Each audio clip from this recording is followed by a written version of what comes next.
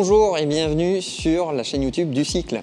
Nous sommes ici à Chambéry, en Savoie, non loin de Chambéry, au pôle performance de l'équipe Decathlon AG2R. Alors l'équipe Decathlon AG2R va passer l'an prochain avec un nouveau partenaire, c'est CMA-CGM, donc l'équipe Decathlon CMA-CGM, ce sera à partir du 1er janvier 2026. La formation française, créée par Vincent Lavenu en 1992, nourrit de grandes ambitions en 2026. Et donc l'équipe de Paul Sexas, la révélation française 2025, est équipée depuis 2024 des vélos Van Rysel. C'est la marque de Decathlon. Ces vélos Van Rysel étaient équipés jusqu'ici en Shimano Dura-Ace Di2. Et en 2026, l'équipe passe en SRAM, en transmission SRAM. Donc ce sera du SRAM Red Access. Nous avons rencontré aujourd'hui Jean-Baptiste Quiclet, le directeur de la performance, ici dans l'équipe. Nous avons rencontré également Thomas Damuseau, qui est directeur opérationnel et qui va nous parler de toute la partie opérationnelle donc, et technique ici dans les ateliers. Et nous avons également rencontré Benjamin Mavel, qui va monter pour nous un vélo Van Rysel avec le nouveau groupe SRAM Red Access. En ce moment, nous sommes au mois de novembre, c'est la période de plus forte activité dans l'équipe et dans les ateliers. On s'active pour monter près de 400 vélos qui tourneront toute l'année sur l'équipe World Tour, sur l'équipe continentale, mais également avec l'équipe junior. Vous allez le voir, ça fourmille dans l'atelier et c'est très intéressant.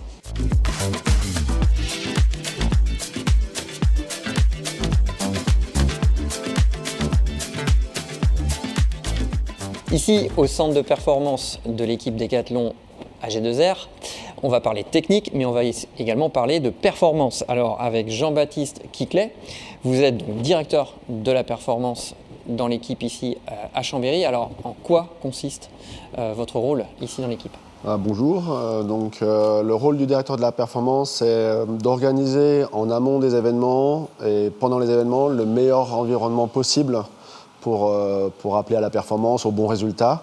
Donc il y a toutes les phases de préparation, les stages de préparation, la nutrition, la préparation mentale et aussi tout ce qui touche de près ou de loin au matériel pour pouvoir réaliser la performance le jour J, encadré par les directeurs sportifs pour faire les meilleurs résultats.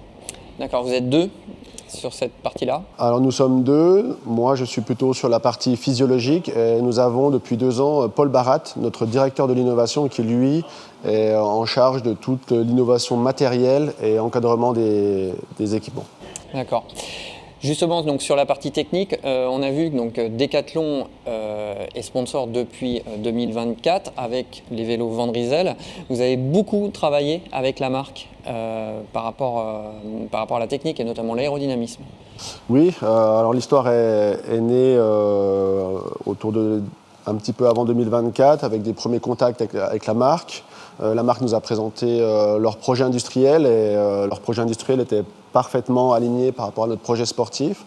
Donc on a tout de suite eu des liens forts avec des échanges. Eux nous ont d'abord apporté un développement et après ils sont venus aussi prendre un conseil pour la vie de la compétition, pour améliorer leurs équipements aussi. Et là est née une vraie relation plutôt de co-développement, alors que par le passé, c'était plutôt les marques qui donnaient le matériel et après les équipes se débrouillaient avec le matériel qui était produit. Là, on a vraiment un dialogue permanent, maintenant en plus avec notre département innovation, pour pousser les curseurs les plus hauts possibles. Et donc maintenant, c'est SRAM qui entre dans l'équipe Decathlon. Vous étiez en Shimano avant.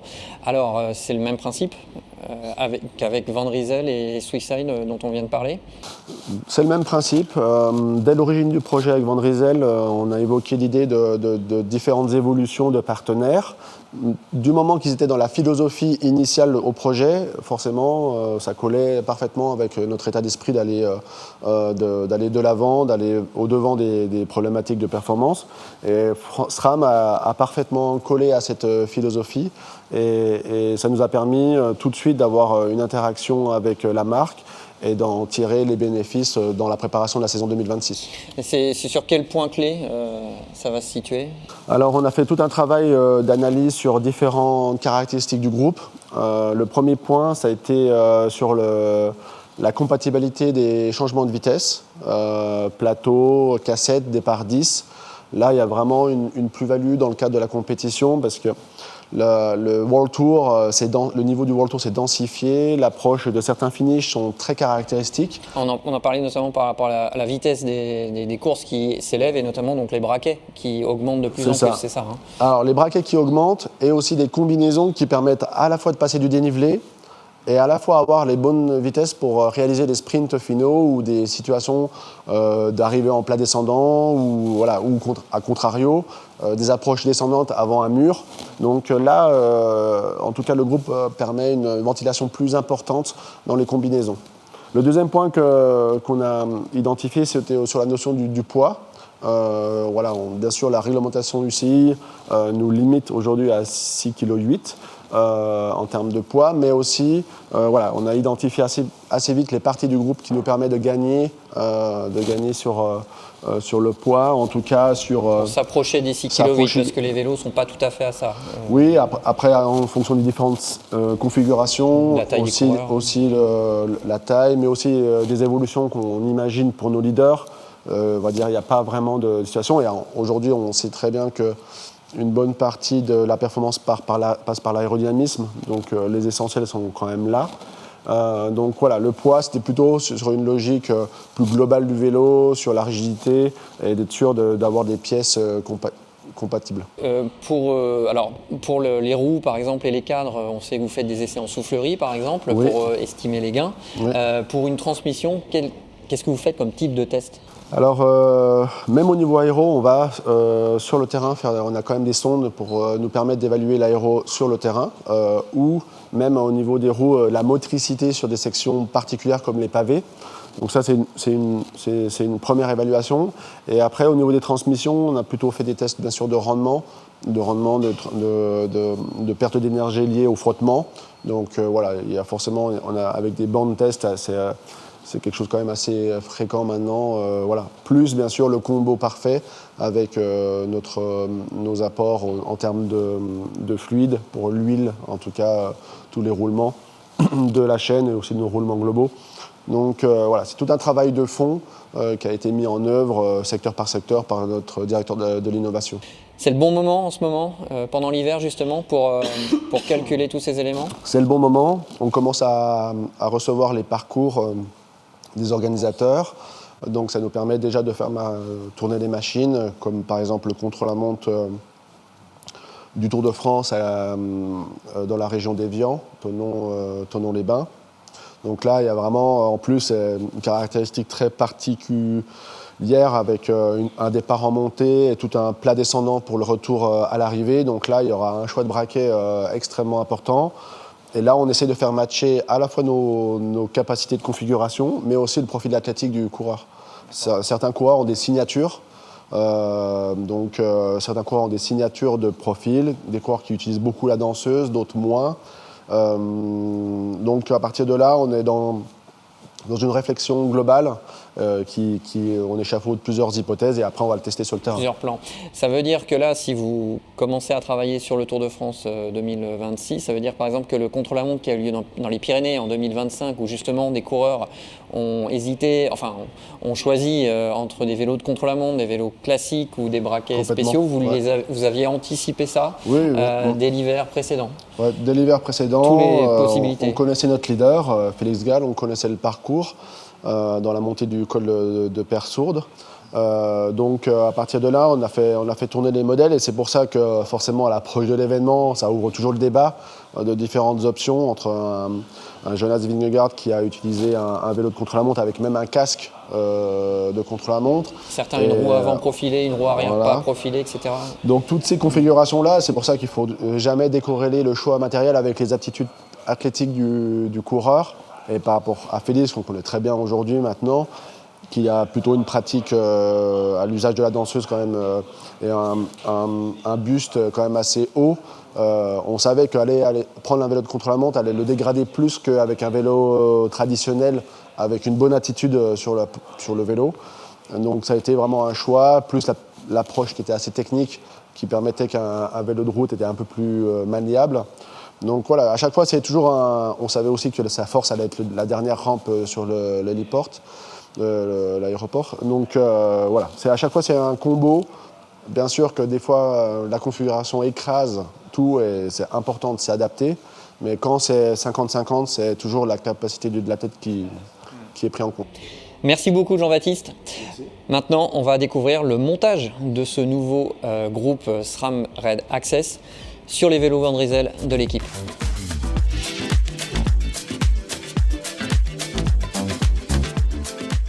Nous descendons ici dans l'atelier de l'équipe Decathlon AG2R La Mondiale, futur Decathlon CMA CGM. On a rendez-vous avec Thomas Damuso, le directeur opérationnel ici. Alors Thomas, bonjour. Comment ça se passe ici pour le montage des vélos Van Driesel qui passent désormais en SRAM? Combien de personnes déjà travaillent ici? On voit que c'est un peu la fourmilière là, en cette fin d'année. Eh ben, écoutez, bonjour et bienvenue déjà dans notre centre de performance. On se situe ici dans l'atelier. Il faut savoir qu'en ce moment on est dans la période vraiment intense pour nous, donc on a tous les mécaniciens présents toute la semaine, donc 23 mécaniciens. Donc à la fois les mécaniciens sédentaires et ici itinérants. Près de Chambéry et ceux qui sont tout à fait, sur la route. Ce qu'on appelle itinérants, voilà, tout à fait. Et donc l'objectif de cette semaine, c'est de former les mécaniciens sur les nouveaux équipements, dont évidemment SRAM en tant que nouvel équipementier transmission. Voilà, c'est l'élément majeur de cette formation. Donc les mécaniciens sont formés et ensuite attaquent les montages. Au total, on parle d'une flotte qui représente environ 380 vélos. 380 vélos. Évidemment splittés sur des vélos de route et des vélos de contre-la-montre, et également des vélos de compétition et des vélos d'entraînement. Donc voilà un peu comment est répartie la flotte. Et ensuite, quand on va plus dans le détail, évidemment, sur la flotte de vélos de route, on retrouve le fameux RCR vélo polyvalent et le RCR-F, le vélo aéro, tout à fait. D'accord, combien de vélos ont les coureurs en tout? Alors sur un coureur World Tour, il va bénéficier en compétition route de 4 vélos à minima toute la saison, plus un vélo route d'entraînement. À la maison. Exactement. Et ensuite, quand on va sur les vélos de contre-la-montre, idem, on a toujours cette logique d'avoir un vélo à la maison et ensuite 2 vélos en compétition. Pourquoi 2 vélos? Parce que tout simplement, il y a toujours un vélo qu'on appelle mulet de rechange en cas d'incident technique. Qui est sur la voiture. Qui est sur la voiture, exactement. Alors on va le voir dans le montage, mais tous les vélos évidemment se règlent à l'identique. Alors, évidemment, tous les vélos sont réglés à l'identique. On a évidemment les outils pour le faire, c'est-à-dire des machines laser, des pieds de calibrage, et également tous les mécaniciens sont dotés également des mêmes outils qui sont aussi calibrés avant les montages. Parce qu'évidemment, un mécanicien va opérer sur différents vélos, mais les vélos d'un coureur peuvent être montés par plusieurs mécaniciens. Donc évidemment, on se doit, nous, d'avoir un standard. Les vélos donc étaient en Shimano jusqu'ici, ça faisait quelques saisons, vous étiez en Shimano. Van Driesel est arrivé en 2024 avec l'équipe. C'est quoi les enjeux d'un passage de Shimano à SRAM en termes notamment de logistique? Parce que là du coup il faut changer absolument tous les éléments. Alors évidemment, il y a beaucoup de changements de transmission, impactent beaucoup on va dire de domaines et notamment la partie logistique. Nous évidemment on doit tout revoir à zéro, c'est-à-dire retravailler tous nos approvisionnements, travailler nos forecasts de consommation pour la saison qui arrive, également changer tous les outils des mécaniciens parce que les mécaniciens ne peuvent plus opérer avec les anciens outils. Également après on a des changements aussi à faire on va dire sur les outils de suivi informatisés. Donc là on a un technicien qui accompagne tous nos mécaniciens à prendre en main les nouveaux groupes, à apprendre à les régler également. Alors Thomas, donc là on voit l'un des vélos, alors même 2 vélos, le vélo de contre-la-montre là-bas et le vélo classique ici. Donc les mécaniciens naviguent entre les 2 univers. Comment ça se passe dans leur organisation? Ils ont un vélo attitré ou un vélo d'un coureur attitré par exemple? Nous en amont en fait on prépare ce qu'on appelle des bacs de montage. Donc en fait chaque coureur a un bac de montage avec tous les composants dédiés au vélo qui doit être monté. Et ensuite les mécaniciens évidemment se répartissent les vélos à monter sous la tutelle du chef mécanicien, en l'occurrence Gilles Martinet. Évidemment, nous, on pousse tous les mécaniciens à pouvoir monter les différents vélos pour qu'ils puissent apprendre on va dire, les gestes essentiels, que ce soit un RCR comme vous avez devant vous, que ce soit un RCRF ou un XCR. C'est important là, dans cette période-là que les mécaniciens puissent toucher à tout type de vélo. Pour se familiariser, pour que, par exemple, dans l'urgence, dans l'année, quand sur le terrain, ils puissent connaître toutes les subtilités, c'est voilà, ça aussi. C'est le bon moment pour faire ça en ce moment. Voilà, c'est ça exactement. Là, on est c'est une période clé pour nous. Après, évidemment, tout au long de l'année, les mécaniciens, de toute façon, vont être obligés d'intervenir sur tous les types de vélos. Mais effectivement, en fonction des cycles, et des compétitions sur lesquelles ils vont être, il y a des mécaniciens qui vont être amenés peut-être à moins voir les vélos de chrono et à moins travailler dessus. Donc c'est pour ça que là c'est important de voir les vélos de chrono avec tout le monde, parce que peut-être que pour certains mécaniciens, la prochaine fois qu'ils vont devoir intervenir sur un vélo de contre-la-montre en course, ce sera peut-être dans plusieurs mois. Tout au long de l'année, d'ailleurs, la relation avec les marques et notamment avec SRAM du coup maintenant qui arrive avec vous, vous avez des retours toute l'année en fonction de ce qui va, de ce qui ne va pas, des améliorations, des projets futurs éventuellement. Comment ça se passe en fait dans votre liaison avec les marques? On a une vraie relation de proximité avec l'ensemble de nos fournisseurs. Évidemment, le fournisseur de transmission, je veux dire, c'est un des fournisseurs majeurs avec Van Driesel pour nous, et évidemment, on a des échanges qui sont quotidiens. C'est-à-dire, on a différents canaux de communication, on a des canaux officiels, on a des canaux officieux, voilà, avec des groupes WhatsApp pour communiquer rapidement sur des sujets techniques. Et également, après, on a la présence des techniciens donc de chez SRAM lors des formations, lors des tests et même lors des stages. Donc, il y a une vraie proximité avec nos fournisseurs. Les coureurs, là, pendant l'hiver, il va leur falloir à peu près combien de temps pour commencer à se familiariser, par exemple, avec un nouveau freinage, des nouveaux braquets, combien de temps d'adaptation il va y avoir? Alors c'est dépendant parce qu'on a des coureurs qui viennent d'équipes concurrentes qui étaient déjà habitués à rouler sur du SRAM. Donc pour eux évidemment, sur la partie groupe 7, ils se familiarisent très vite. Mais en général c'est assez rapide parce que les coureurs font quand même beaucoup de volume l'hiver. Et après quelques séances, en général, ils sont habitués. On sait que dans cette période jusqu'au stage de décembre, on peut toujours avoir des petits ajustements de position, ajustements de réglage, etc. Et évidemment, on y donne suite. L'idée c'est que quand on arrive à la fin du stage de décembre, là tout soit figé. Et ensuite on part sur le cycle de compétition pour la saison. Des positions et des réglages qui sont validés avec les coureurs, mais également avec le département innovation. D'accord. Vous parliez des coureurs, c'est très intéressant, hein, des coureurs qui viennent des autres équipes et qui potentiellement ont eu d'autres matériels. Le cas d'une transmission SRAM par exemple, eh bien, vous avez eu des retours par exemple de coureurs qui quand l'annonce a eu lieu, qui ont dit « Ah, moi j'ai déjà roulé sur ce type de transmission ». Oui, bien sûr. Il faut savoir qu'en fait, avant de faire le choix de passer sur du SRAM, je veux dire, on a passé beaucoup de temps, il y a eu beaucoup d'échanges. En interne, en externe, évidemment, il y a des coureurs importants qui ont été consultés, des coureurs chez nous ou des coureurs venant d'autres équipes. Donc c'est pareil, je veux dire, on a pris toutes les données qu'on avait et ensuite on a décidé de partir chez SRAM. Évidemment, pour nous, il y avait des réels intérêts à partir chez SRAM, notamment au niveau des braquets. Donc c'est pour ça que cette décision-là, on l'a prise. Chez les coureurs, là, dans le contre-la-montre, ça peut monter jusqu'à quel plateau ? On est limité sur le XCR parce qu'il faut prendre évidemment le braquet, mais la compatibilité des braquets au vélo à 64. 64 en monoplateau, mais à 64-10, 64-10, oui. Pour les 8 déjà. Ouais. Et sur les vélos de route, les coureurs, ils utilisent quoi à peu près ? Sur les vélos, ça va dépendre des catégories de coureurs, mais on va dire en général, on va être entre du 54 et du 56. Pareil, on aura l'option du double et du monoplateau qui sera discuté et étudié par nos ingénieurs en fonction des catégories de coureurs et des catégories de courses. Merci Thomas. Merci.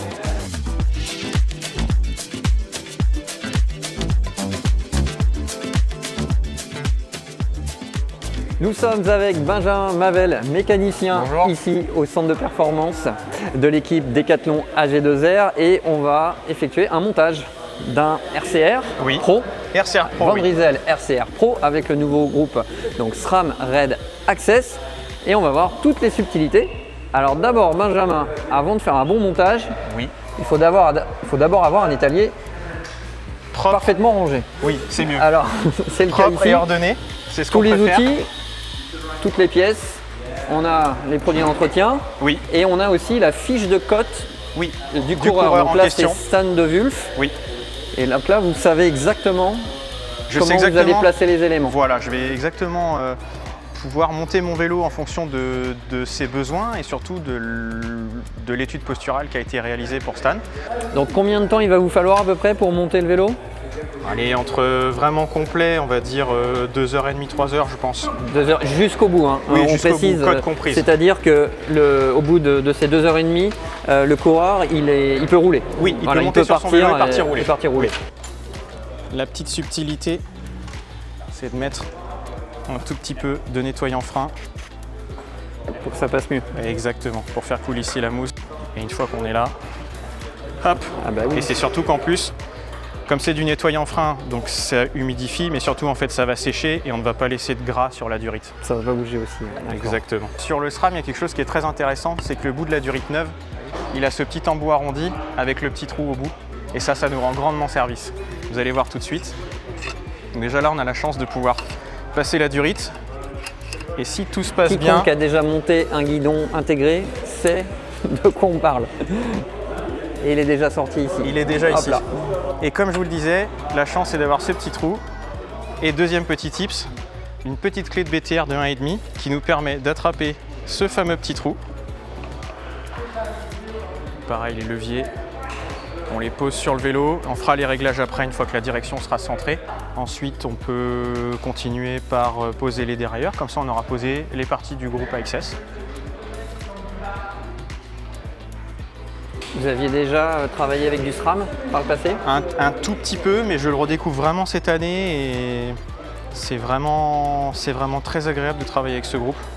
Il est facile au montage, il est hyper intuitif à l'utilisation et à la mise en œuvre et c'est vraiment super agréable de pouvoir travailler avec ce groupe. Le fait qu'il soit sans fil, ça vous On fait gagne gagner beaucoup de énormément de temps? on gagne du temps, ça c'est évident. On n'a plus à passer nos câbles effectivement dans le boîtier, branchés aux batteries, etc. Là c'est tout du direct. La partie capteur de puissance, Donc lui, avec il est en 50. Alors le standard c'est 54-41. Les dontures, Voilà. Et les dentures du manivelles plateau. Et les manivelles 165. 165, c'est petites manivelles. Voilà, c'est des petites manivelles. Ils ont tendance à tous plus ou moins raccourcir les manivelles pour tourner un peu plus les jambes. Et évidemment, toujours Clé dynamométrique. préconiser les clés dynamométriques. Donc celui-ci c'est 54.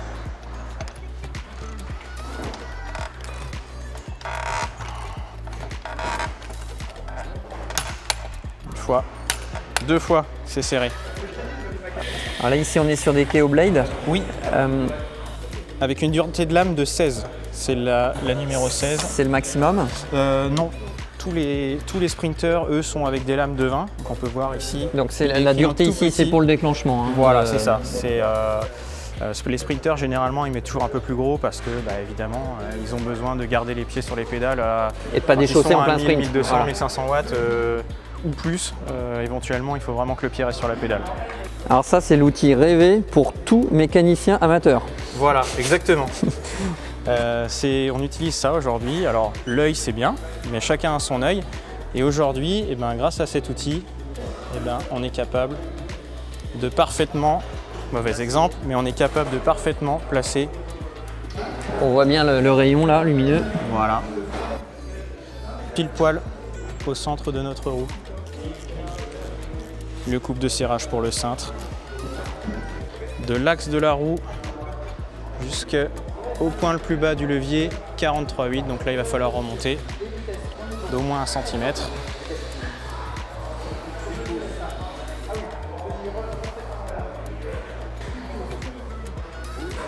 Alors là aussi, c'est ultra précis. Hein. Là, c'est précis. Axe de roue, bout de levier. Un petit peu trop haut.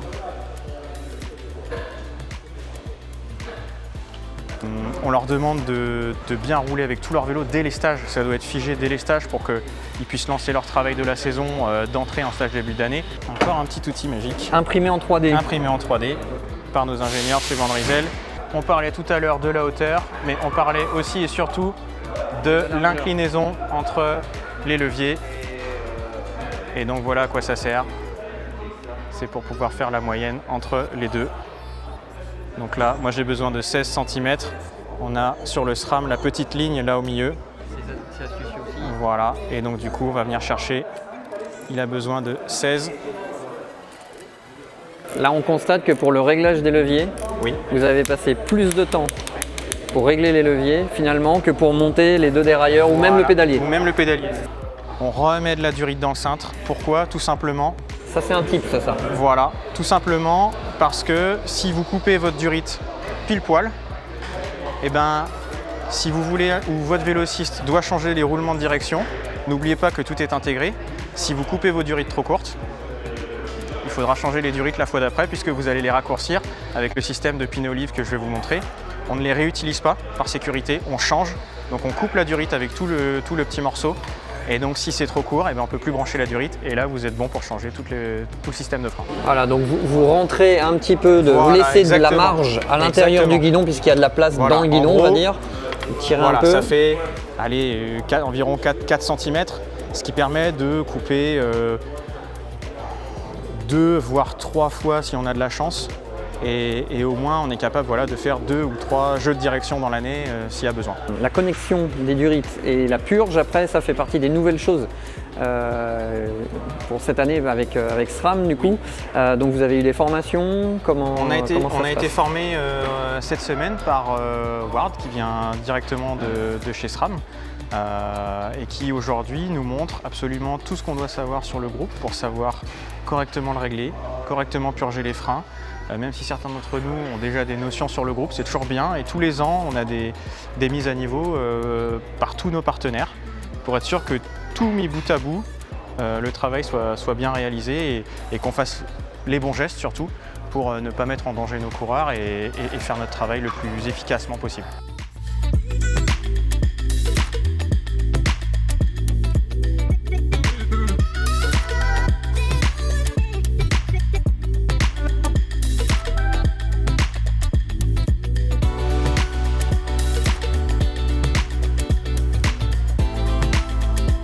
Le vélo est presque fini. Les cotes sont faites au niveau du guidon, les purges des freins sont faites, il nous reste la transmission à régler et après ce sera les cotes Voilà. pour que le coureur puisse... Pour que Stan n'ait plus qu'à monter sur son vélo. Voilà, absolument. On y va.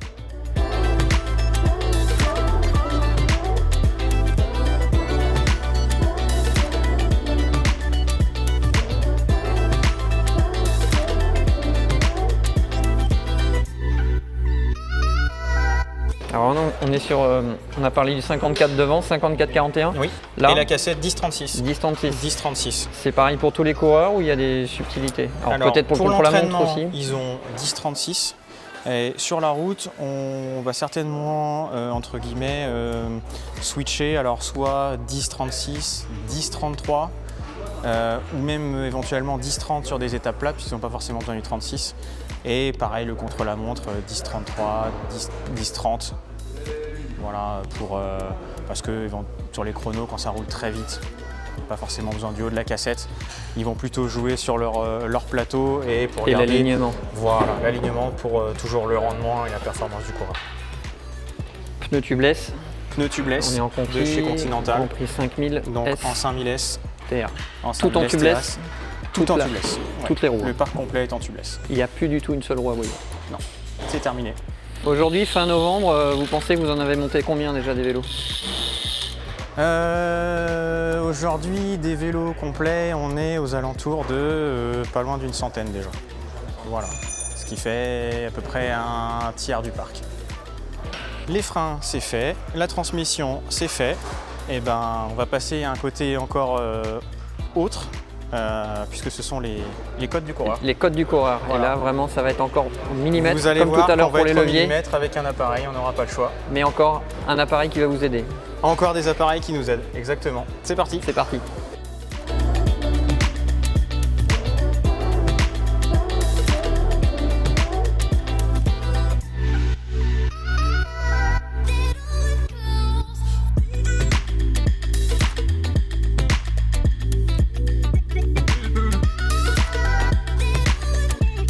Ça, c'est le dernier petit tips de la On vidéo. vient marquer notre tige de sel dans Au un marqueur endroit blanc. discret, exactement.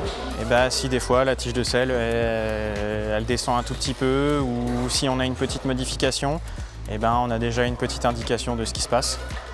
Merci Benjamin, merci pour tous vos conseils, Avec pour plaisir. tous vos tips. Merci pour le montage de ce nouveau Vandrizel RCR Pro, donc avec le groupe SRAM Red Access. Merci à toute l'équipe Decathlon AG2R, futur Decathlon CMA CGM. Nous quittons Chambéry. J'espère que cette vidéo vous a plu. Vous pouvez cliquer sur la petite cloche pour vous abonner à la chaîne YouTube du cycle. Merci, à bientôt.